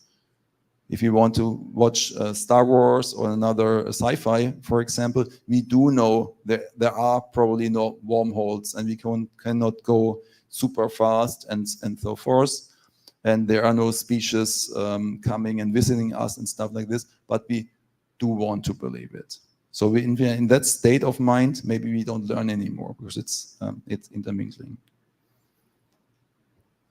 And interestingly, there's also a fact that we do have maybe the wrong expectation, the wrong mental model. So we call this the Star Wars effect. So if you go to the movies and an airship explodes, you expect to have a big bang, you have noise. But from physics, we know there is none. So we can also play with this, and I will come back to this later in an installation I want to introduce. You can even play with wrong expectations. You can fulfill wrong expectations. So as I mentioned, there are still a lot of differences between the physical world and the virtual world, and I want now to highlight them a little bit and how this can affect learning, or at least how you have to think about, if you think about a VR learning application, how you have to think about these aspects. So, of course, we have technology differences. Maybe you can get cyber sick. You usually have no good representation of weight, of objects, physical objects in general. And this can, of course, change the way of learning. Yeah, if I want to lift a box virtually, maybe I do this different, right? Maybe use controllers instead of hand interaction, or the hand interaction is still clumsy in VR, it's not really fitting that well. So these are technical differences or constraints. Then we have also conceptual differences. That means on purpose we do things different. I don't want to establish real walking because maybe I have to walk for 100 meters because there's an artifact and there's another artifact in a history class, for example. So it makes no sense that we spend 10 minutes just walking there. So I want to teleport. So there are good reasons why I want to diverge from the physical environment, but we have to make sure that, of course, this is different. Yeah, and maybe I want to have superhuman capabilities to lift up the car to see what is under the hood, which I could not do in the physical world. Interestingly is also how you set up the mind of the students. If we enter the environment and I tell you you're Harry Potter, you don't wonder why you have magical skills, that you can have things appear. And if you don't do this, maybe you got distracted. So not only the time you are in VR is important, maybe also the time before or after you are in VR is important for your learning experience. And we have didactical differences. So you can superimpose information, of course with AR also. But in particular, you can also have the body ownership illusion, which means, for example, that you can switch your own body. And this is a very big issue, a very nice learning outcome. You can switch in the body of another person. Yeah, I'm white male, and that's how I perceive the world. And people treat me differently than if I would be like a colored female, for example. They are treated differently. And suddenly, by using the VR headset, I could be in a physically different body, right? It could have a different appearance. And there's also the phenomenon that you fulfill the expectations. So you change the way you behave. by seeing yourself in a different body. You know, okay, I'm now a little kid, for example, and then I start being more playful. And there's one interesting experience, what they did. They had physical exercise, like on the bike, and they measured the watt you were able to do. And they had different forms of representation, very muscular representation, and like a fat representation, and like a slim representation. And they looked at the watts, and if you had like this appearance of a very strong person, very physically trained, the people were doing more watts than on the other representation. I mean, it's still the same body, but your mind is really getting triggered. And the nice thing about these experiences, for example, it really puts a lot of empathy, for example, for different cultures. If you experience like being another person, and it stays. It's not like you put off the headset and then the experience is gone. This really stays. Yeah, you don't. It's an experience. You don't really have a trigger in your mind which is telling you it wasn't real, because most of times in VR you perceive it as real, which also makes it dangerous. Because if it's a wrong experience, it can be very dangerous. There's an example for this. It's called Home After War. So it's basically an experience where you are put with the father, and he's going back to Syria after war in his own house, and the house is booby-strapped, and he's losing his son in his own home, and you experience this firsthand in the VR headset. And after the experience, you're really very much down, and you need a psychologist next to you. If you don't have anybody professional to talk to afterwards, it's a really, really tough thing. So we have to really be careful what we are doing with these technologies, because it can have a very, very strong impact on a positive way to cope with phobia, for example, but we also have to be aware that it can have also a very negative effect. So we have learned about these differences on purpose or not on purpose. And now I came up with a mental model which is now separating how we perceive or how we interact with the virtual world and how we interact with the virtual world. Because right now we're thinking, okay, there's just one mental model about a particular application I want to learn. But in reality, there are two different mental models. How I interact with this virtual representation of like a digital twin, for example, and how do I do it in the physical world. And because we do have the gap, we need some adaptation. And that wouldn't be too difficult if we would not suffer from effect, which I introduce you next. This is the internal external validity. It means, okay, if it's valid, what I do in VR is also valid in the physical world, or it's not. And most of the people who are building VR applications, they always assume it's the case. And most don't prove that it's the case. But in fact, it's not necessarily to be. So what can happen is that if you have a training effect, so you train your skills in VR, and then your skills should improve in the physical environment. And then basically, if you put off your headset, then basically you can just improve your skills in the physical environment. And the assumption is now, okay, if you train for a longer time in the VR world, your skills in the physical environment also improve. But in fact, it can be like this. So you're getting more used to the VR environment, and because of the differences, you can improve your skill in VR, but at the same time, you can decrease your skill in the physical environment. So in this case here, you really have to know when you have to stop practicing in VR and when you have to change, and then you have to learn just in the physical environment. And a lot of people don't think about these aspects and just say, yeah, it's working, everything is fine. But in most cases, or not in most, but in a lot of cases, it's not.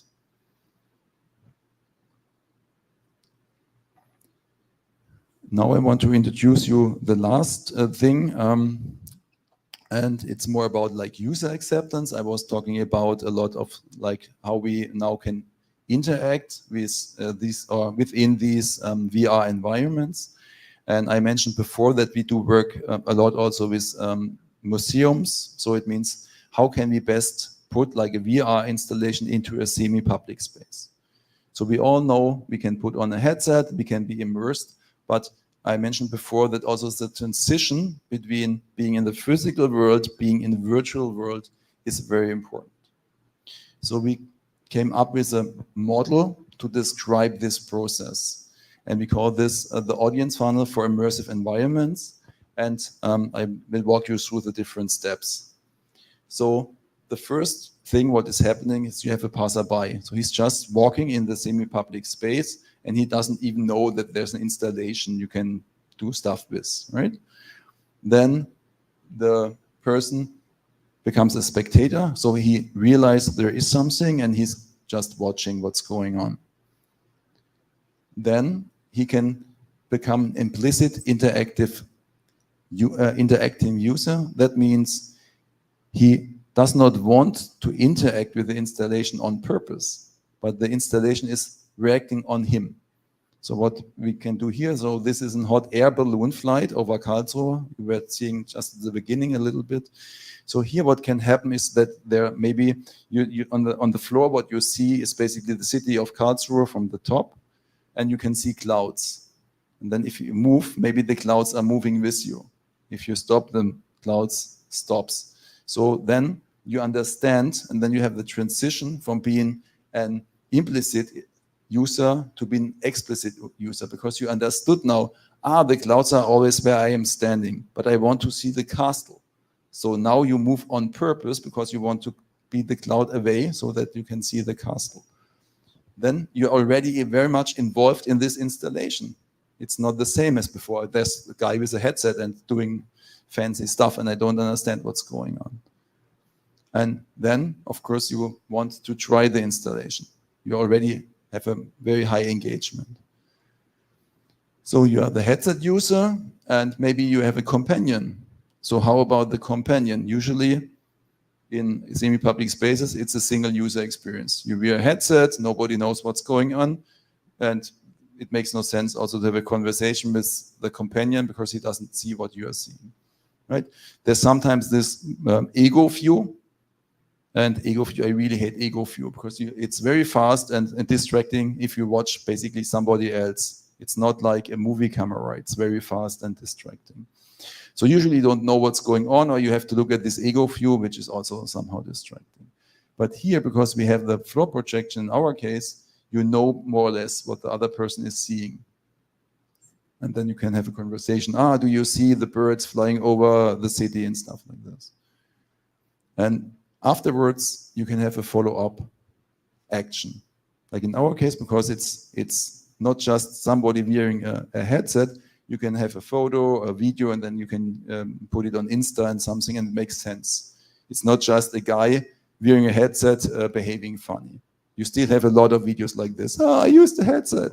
In particular now the Apple Vision Pro came up, and the internet was flooded with people wearing the headset. What for? You don't understand what the guy is doing. You have no idea. It's just showing off that he tried the headset, which is pretty worthless, right? But in this case, basically, you know what's going on, and it makes sense. So you not only have like a nice installation people like to use, you even have people who promote it by putting then basically the information or images on the internet. And I don't have the video now here, but just to give you some impression. So we had this installation at different locations like fairs, and we had it also in the museum for half a year. Just to showcase, and it was used by a lot of people. And there are also more ideas about it, because like this basket, it gives you also protection. You know that you are protected from your environment because you can hold on the railing. So even if you feel afraid about height, you can hold on the railing. It gives you protection, not only that you are walking into other persons, but also from this views from the other people. Like if you're a girl and you have a skirt like that, and you are blind to your environment, maybe it's not a good thing, right? So basically this is also protecting that nobody can look under your skirt, for example. So there are a lot of ideas in this installation, which usually, if you look at other VR installations in semi-public spaces, they don't address all of this. Of course, we also asked why people used the installation in the public space, and yeah, some people still used it because they watched this monitor, this ego view. So very disappointing that there's still people who like to watch it. Somebody tracked me in, so some other people say, hey, you have to use it, come with me. Someone told about it, it's similar. I say, okay, hey, have you seen it? Have you tried it? You have to do this. It's a very good advertisement if people start talking about what you're doing on a fair and bringing in other people. So then you did something right. I observed the ground projection, so they saw the projection, the installation we built up, and that's why they used it. So it was quite high in numbers already. And of course, because they have seen others interacting with the installation. But the whole thing, right? Not just the headset and doing like this. Yeah, with this, I would like to open up for a discussion and to end the presentation. So the slides, not the slides at the beginning, but the slides about the social interaction can be downloaded if you like, or if you want to connect with me, you can also use the LinkedIn. And I think we still have some time for questions.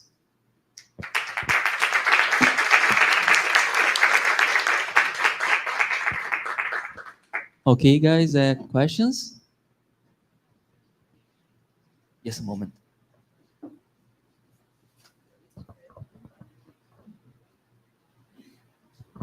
Hi. It's a little borderline, but or quite borderline. But we have a group of students from the test design class. And I was wondering, how do you think about the situations you have to test? How do you carry on all this kind of things? If you can say something about it. First of all, for every test, you have to rethink, because no test will be like any other tests. So it's really hard. We usually do also need to consider like the ethics committee for these experiments. So in the class, usually don't do this, but like if you want to publish in particular, you have to have also you have to address these issues. Pre-testing is very important. So make sure that you have at least 2-3 people who understand your questionnaire, who understand what you're asking about, because I mean, we are so experienced in doing this, and every time we do a mistake, and you are always more knowledgeable after the experiment, after you did the testing. So for example, we had once an installation. It was about interactive advertisement in a mall, and we asked, do you think it's innovative to have like an interactive advertisement? So it was about like clothing, and we had virtual models, and the model was adjusting basically on the person in front of the screen. So if you're a young girl, you get advertisement for a young girl, and so forth. And it was also like following you. So basically, if you were walking by, the model was walking with you. That was like around 10 years ago, we did that. So we asked, okay, do you think it's innovative? So we were not thinking about it, right? I mean, most students know what it is. So what happened Friday afternoon? A lot of 14-year or 12-year-old girls were in the mall, very much interested, of course, because they're interested in all this stuff. And then they came up, okay, what is innovative? And if you have to explain first and then you get the answer, I mean, you can just throw it away. And that's just one simple example. So you really have to make sure that the audience you're addressing to you is understanding you. Yeah. Also, like with elderly people, for example, we do work also with handicapped people. It's very important also to make sure that you're collecting the right answers. Like with handicapped people, it has a specific, it's particular challenging, because usually you have like the person and then you have the caregiver. So you have to make sure what you're asking and the answer you're getting is not the opinion from the caregiver, but really from the person you want the answer to be from. And so these are just small like extracts. But I think there are whole books written about it, so it's really hard to just answer. But these are just some insights from our daily work.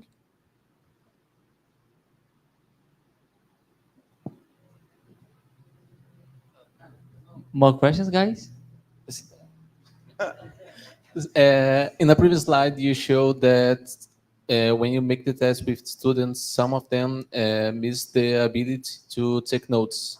And you mentioned that you're trying to replicate that in the virtual world. But have you considered some other answer to that? Because when I imagine the VR classes, I cannot imagine some practical way to take notes it will be in a real class.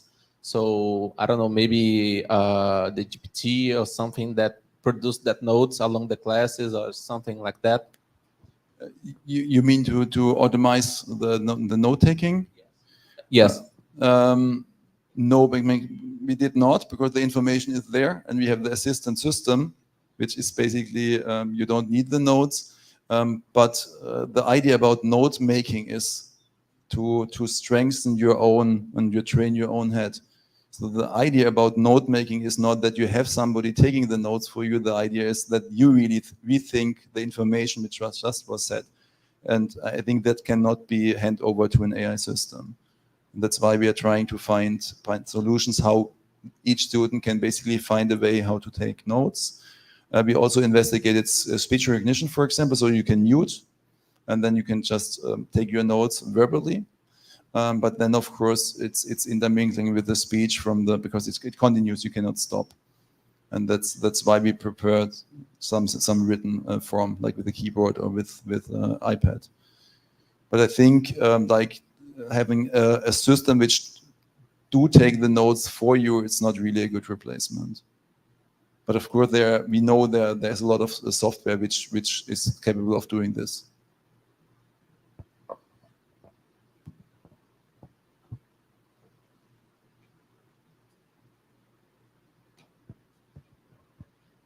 With the VR campus project, did you assess the differences in overall learning experience between actually using the VR goggles versus like just looking at a screen and playing it like a first-person game or something like that? Because that might reduce the motion sickness effects, but it might also reduce the fun in the experience. So for the VR campus, we did not do this in particular because we poorly developed it for 3D.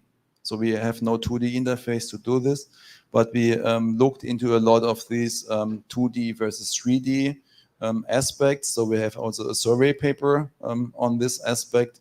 And as I mentioned before, there's a lot of aspects which you cannot address if you just sit in front of a computer screen. I'm pretty sure there are also papers who compare like learning outcome between 2D and 3D, but we have not done research by ourselves into this.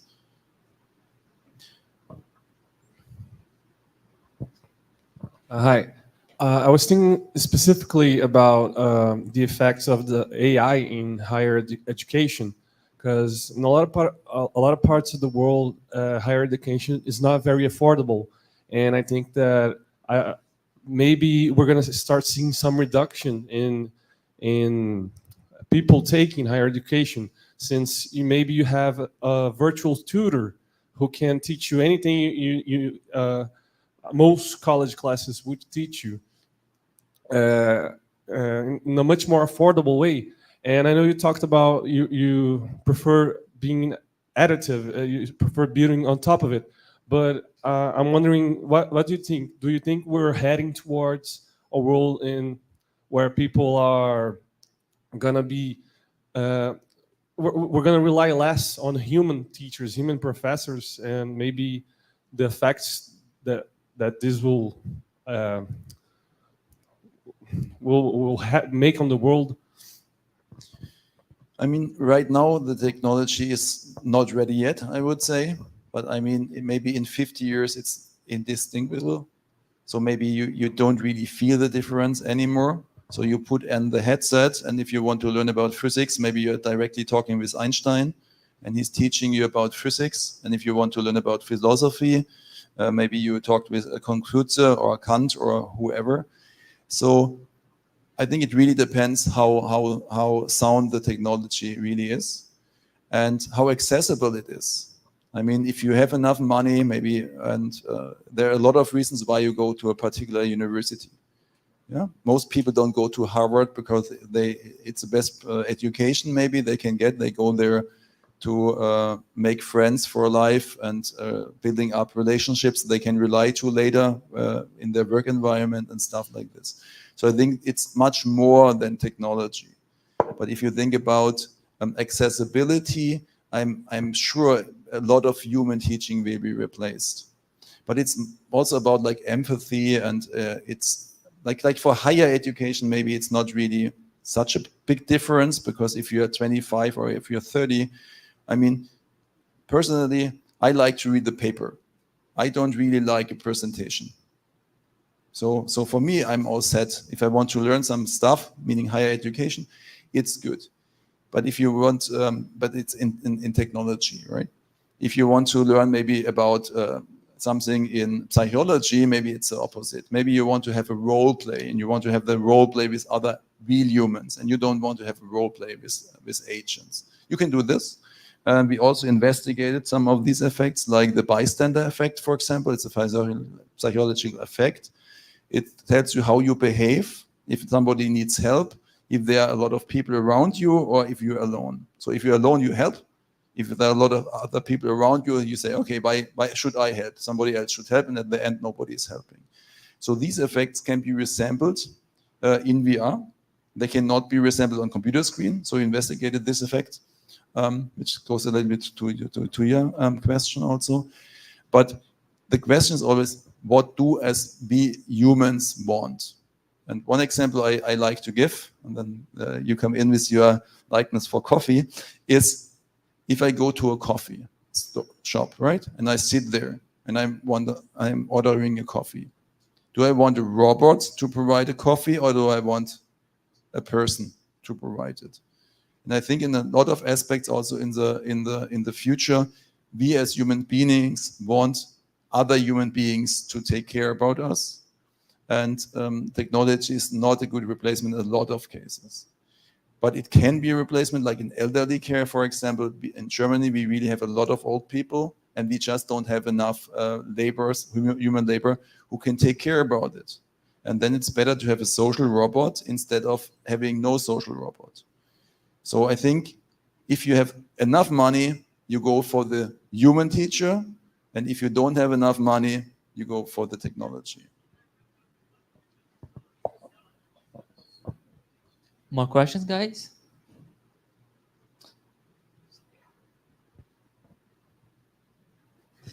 Thank you. Thank you for your presentation. So I'm Adriana, and I work here. So I'm another professor here. And I wasn't going to say anything, but then you mentioned both schooling, and one of the things that is the function of coming to university, it goes beyond learning. So being here in person entails other things. So building relationships and all that. And same with conferences. So I can read the paper at home, but what I really want to do is talk to people in the coffee break. So how does this play into, when you move to VR, did you observe this when you, in your trials or talking to students, like this relationship building, did it happen? Was it stronger? Did people go play their, basketball or whatever, and that helped them move beyond learning to this other thing that is also a part of university and teaching and whatnot? We observe that in the limited space we already have, but there are now conferences, for example, held completely virtually in 3D environments, and that's exactly what they try to do, right? So they like a virtual conference on Zoom, it's not working. You have to go there in person to meet other persons, to have a beer or a coffee, to have a conversation. And a lot of this is now trying to be resembled in VR environments, but in my opinion, we are not there yet. So it's the first step in this direction, and people do interact more in these environments because it's possible. In Zoom and so forth, it's not possible. So they do interact more. You can also think about, you can force it.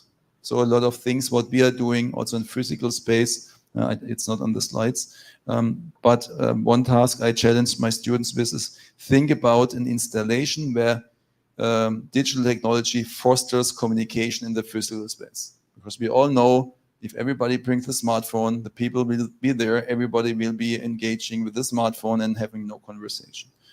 So the solutions one group came up with is they used the information gap. So some people have the information, others don't. But to reach the goal of the game, so it was a small game, you have to cooperate. And then people start basically cooperating. So it was set up, it was like a game, it was a gaming field. And it was also set up like this. So you had a big meadow, and people who entered it, they didn't really understand why it's a meadow in a semi-public space. But on the side, there were people who were on the top floor where you could look down. They had a big computer screen, and there was basically like a computer game, the meadow, when you could see fences. And then basically the people were shown as cows. And to play the game, you had to steer the people so they are not hitting the fences. And then you had to start to go into a conversation. So people were trying to talk. Some people were gesticulating. Some did everything of this. And then you had complete foreigners who already have to conversate with each other. And then if they keep on going into the museum and they bump to each other in another room, they already had a conversation. And then they keep on and they start talking about whatsoever. So you can use these technologies also by setting up scenarios like this to foster these kind of communication. But just to have a place right now, nowadays, you just put on VR headsets and you're hanging around and there's really nothing to do. And then that they have a very nice conversation. I think it's not going to happen. But we all know, like for computer games, a lot of marriages and so forth already got out of this. We have some questions on the YouTube, but I would like to know if someone would like to make a question. So let's just check the YouTube questions and I believe we can finish.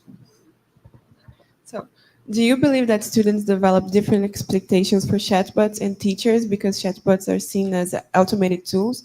How can this perception be addressed to improve interaction? So that they have different expectations? Do you believe that students develop different expectations for chatbots and teachers because chatbots are seen as automated tools? So how can this perception be addressed to improve interaction? Okay, difficult question to answer. So, of course, chatbots are right now they are perceived differently, but this changed. So what I mentioned before is that chatbot is not a chatbot anymore.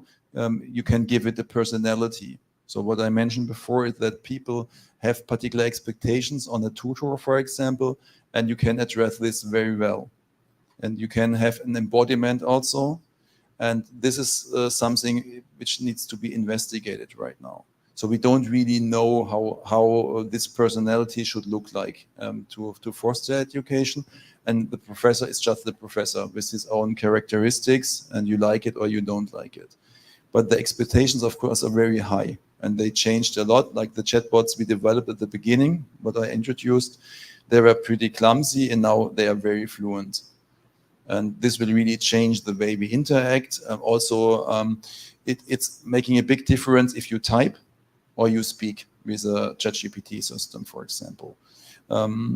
You have much more words if you speak because it's easier. You have hesitations the chatbot have to take care about. You have most of the time you have only correctly written words. If you type, maybe it's not really typed well. We have writing errors, grammatical errors appear more in spoken language and so forth. All these aspects play a role. And also if the system comes back to you by his voice or it's written, if it's augmented by visual information and so forth. So yes, there will be, the expectations have already changed, but I'm not sure if the expectations on the chatbot and the expectations on the human, how much they will differ. I mean, the chatbot in the future, you assume him to answer all the questions. And from the professor, you don't. We saw the difference. So if a professor says, I don't know, if it's like a difficult question, and the professor says, I don't know, I can give you the answer next week because I have to look it up myself. Then maybe it's good, and maybe you trust the professor even more because he's also a human being, and he's not making up things just to look more smart. But with a chatbot, I think, and we saw it on the slides, the perception will be different. Okay, so I'd like to thank you, Professor, and in the name of the lab and the name of Professor Janice, I would like to give you this gift. And Thanks. guys, let's thank Professor Matthias, okay?